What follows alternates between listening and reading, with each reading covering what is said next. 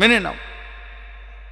কোরআন শরীফ থেকে বলি এবার, কোরআনুল করিমের মধ্যে আছে মক্কার কাফেররা, বেঈমানরা নবীজিকে বলতো, মুহাম্মদ ইন্নামাল বাইউ মিসলুর রিবা, ইন্নামাল বাইউ মিসলুর রিবা, বেচা কিনা এটা তো সুদের মতোই, সুদ এটা তো বেচা কিনার মতোই। বেচা কিনার মধ্যেও যেমন বিক্রেতার মাকসাদ লাভবান হওয়া, সুদের মধ্যেও তো সুদখোরের মাকসাদ লাভবান হওয়া, তো লাভে মাকসাদ, তো এটা বেচা কিনার সুদ এটার মধ্যে তফাৎ কেন?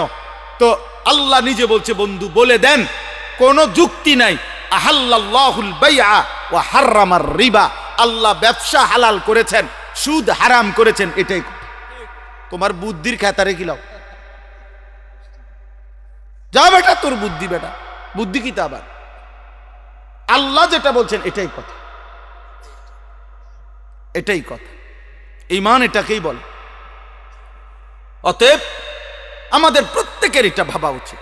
এই প্রতিটা মাহফিলের মাকসাদ আপনাদেরকে আল্লাহর কথা মনে করানো, আখিরাতের কথা মনে করানো, আপনাদের বিবেক জাগানো। একজন হোক, দুইজন হোক, বলে শুনে কয়জন, মানে কয়জন আপনার গো হুজুর গো কথা, আপনি দেখবেন কয়জন? হ্যাঁ, একটা যুবক ছেলে বইল, বেটা আমি তোমারে দেখাবো, আসো আমার লগে চলো। আল্লাহর গোলামি করে কয়জন? রাত্রিবেলা সেজদা করে কয়জন? আল্লাহর জন্য চোখের পানি ফেলে কখন? আল্লাহর দ্বীনের জন্য ভাবে কখন?